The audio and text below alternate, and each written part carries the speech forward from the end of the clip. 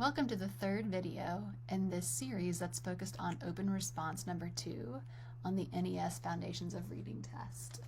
In this video, we're going to actually go through a practice prompt, and so I'll introduce you to the prompt, talk you through some recommendations, then I'll invite you to pause the video so that you can actually try to identify some strengths and weaknesses in the child's response, and then I'll talk you through kind of the answers that the NES is looking for and set you up to think about how you'd actually write this out on the exam itself.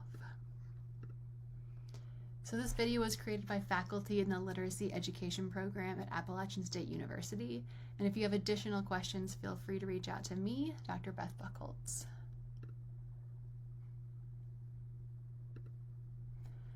So, as a reminder, if you watched video 1 and video 2, in video 1 I talked you through what the prompt was and what it means, what each part means. So if you haven't watched that video, I encourage you to go back to watch that first video.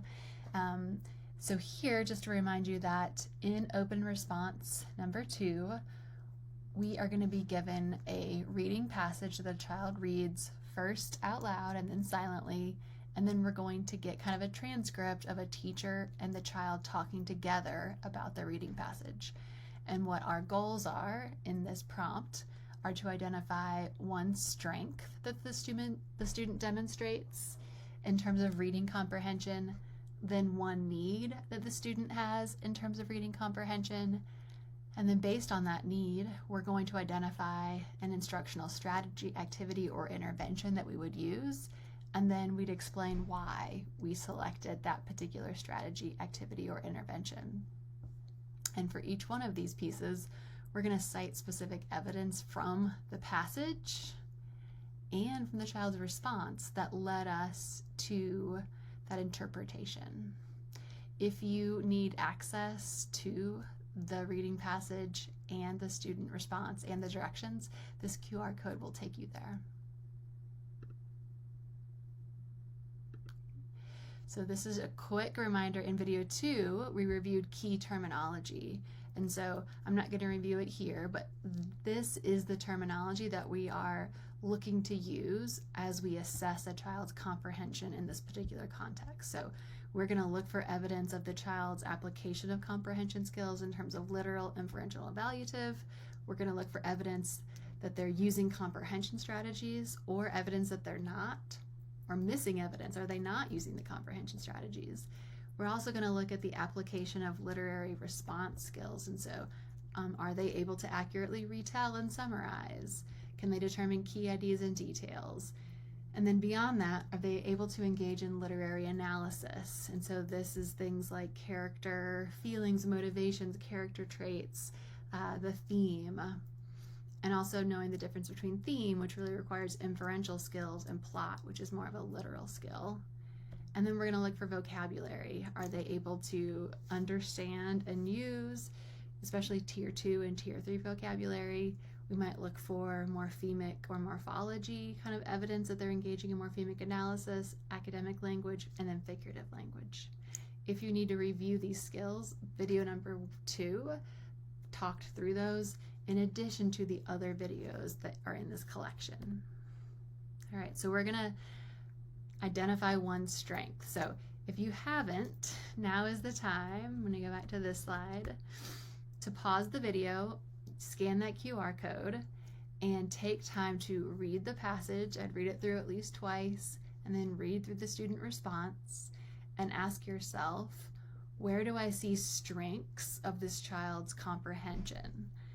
And again, what you're looking to do is apply these terms as you talk about the child's comprehension strengths. All right, so pause the video now, and then come back once you've read the passage, read the child's response, and maybe have a couple notes down about what you think the child's strengths are in terms of comprehension.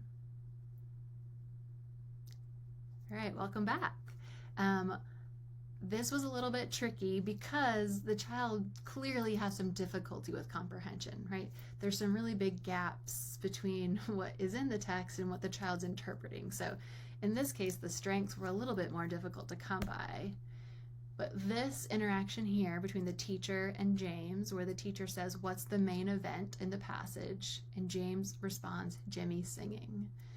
That is a strength. That really is the main thing that's happening in this passage, is that Jimmy is singing at this game.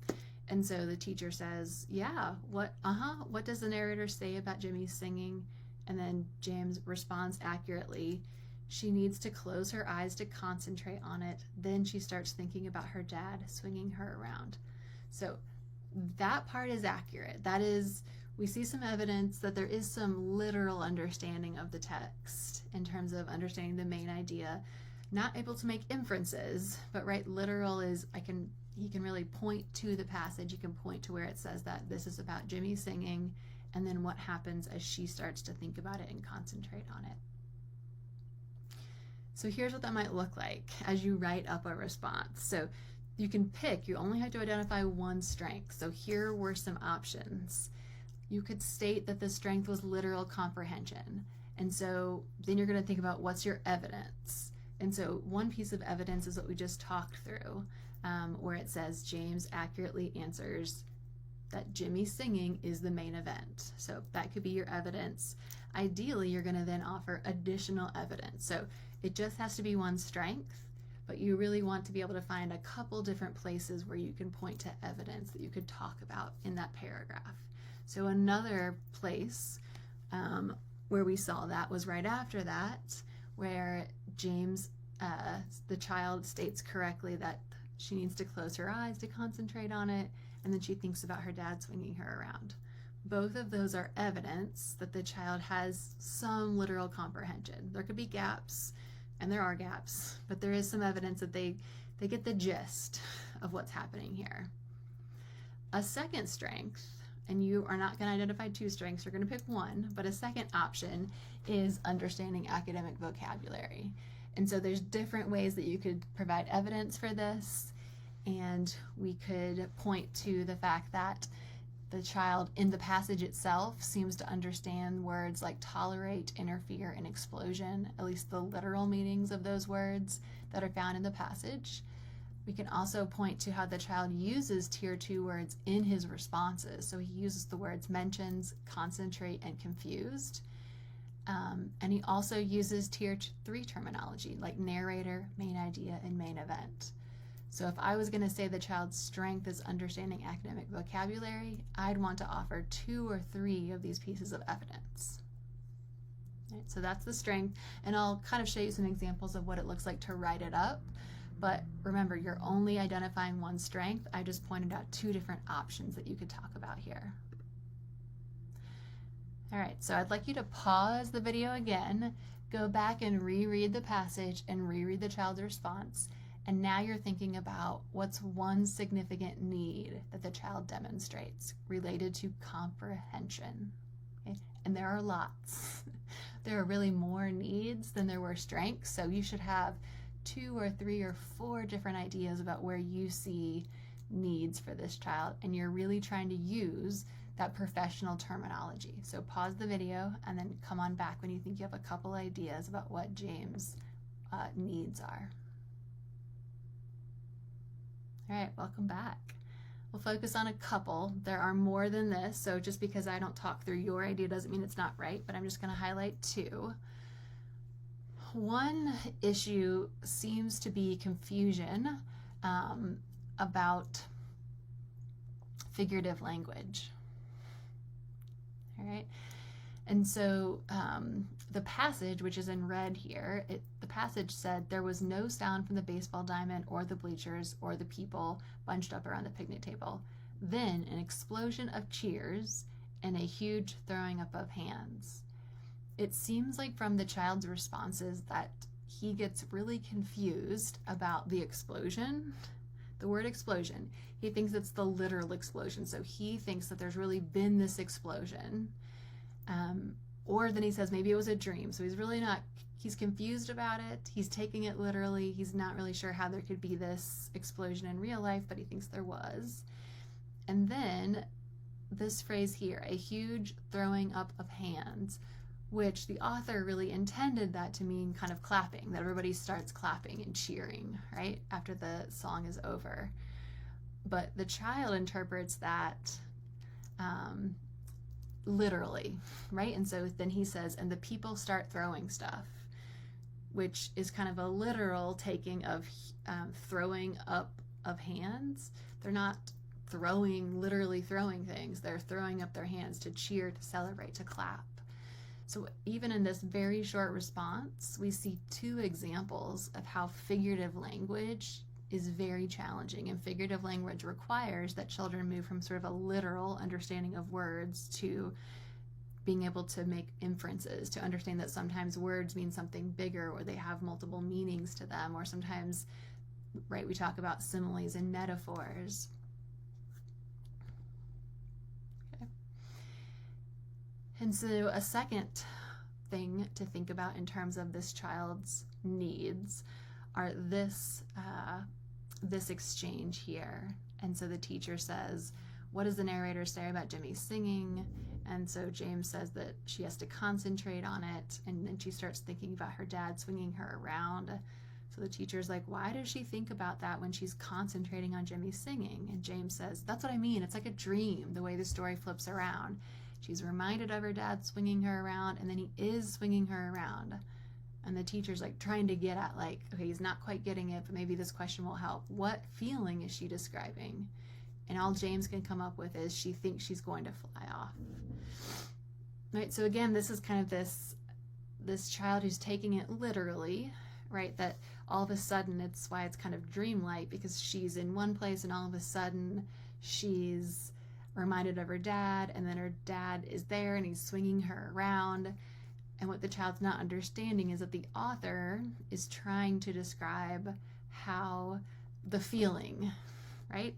The feeling that this character is getting as she's standing there listening to the song. And so it's not that her dad is literally showing up to flip her around or swing her around. It's that she connects that feeling of watching the song be sung. She connects that to feeling like what it was like to be with her dad as he would be swinging her around. So just that kind of that soaring feeling, right? That requires inferential thinking, and that's going beyond what it literally says to make an inference about why she's sharing this kind of connection to her father. And another piece of this that we don't really see evidence of is, while it's clear that James is a little confused, even we see some evidence that he is trying really hard to make sense of it, but he's not confident in his understanding. But we don't see him using any strategies to help fix that up and clarify that. And so when a child is not understanding, we would hope that they do things like they stop and ask questions, they clarify their understanding, they go back and reread. And we don't see any evidence of James doing that. So there's a real lack of those kind of comprehension strategies that might help him. So here's just kind of it written up, just what we just talked through. So the two main needs that you would want to talk about, one of these would either be the understanding figurative language or the use or the lack of comprehension strategies. Okay, so he was confused about explosion, but he never reread it for clarification. He didn't ask questions about it. So that would be an example of him not doing something that we would want to see him doing. In this case, I really feel like the figurative language piece is probably the stronger weakness to point out. But either one of these, and there are other options, but these are probably the two strongest weaknesses, the ones that you'd have the most evidence to share. All right. So next steps, thinking about, you've identified a strength, you identified a need, a weakness, and so now the next step of the prompt is, what are you going to do about it as a teacher? And so these are recommendations. No matter what you choose as the need or the weakness, the general language will be the same, is that you are going to provide direct instruction or explicit instruction. In this case, if I chose comprehension strategies, my next step could be that I'm going to provide direct instruction in comprehension strategies of self-questioning and rereading.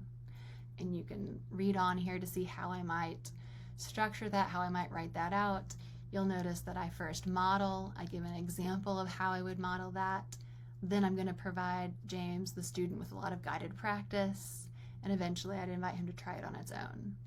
If I chose figurative language, my next step is that I'm going to provide explicit teaching about figurative language.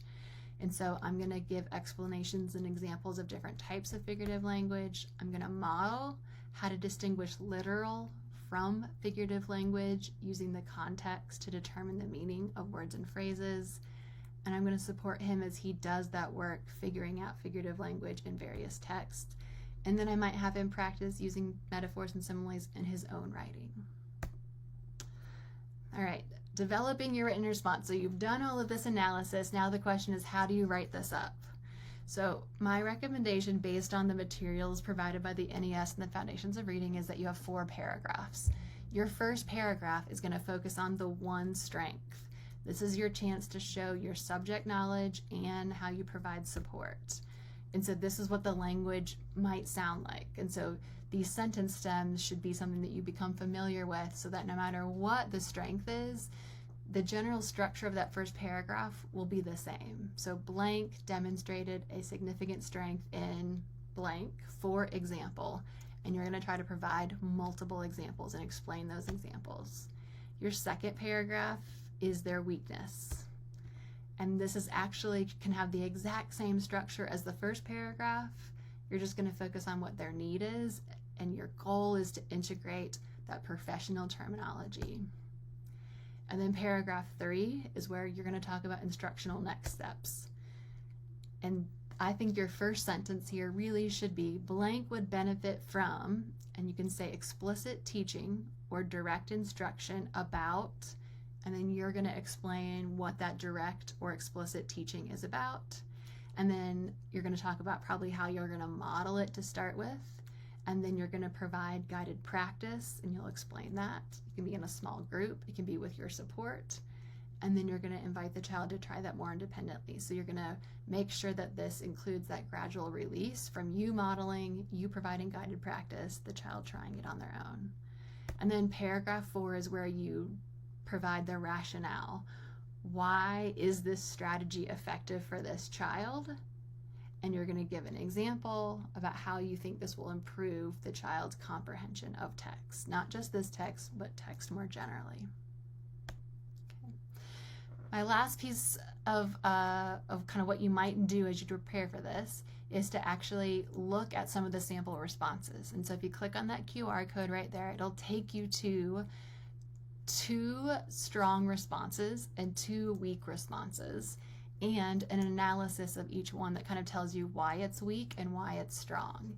So you'll notice these are the 2 strong responses. Each one has 4 paragraphs. Each paragraph has 3 or 4 sentences, and the sentence structure is very similar across both responses. So my recommendation is to read and reread and kind of practice writing up your own example, but really using this as a model, as a mentor text. So this video is made possible by the generosity of the Mebane Charitable Foundation.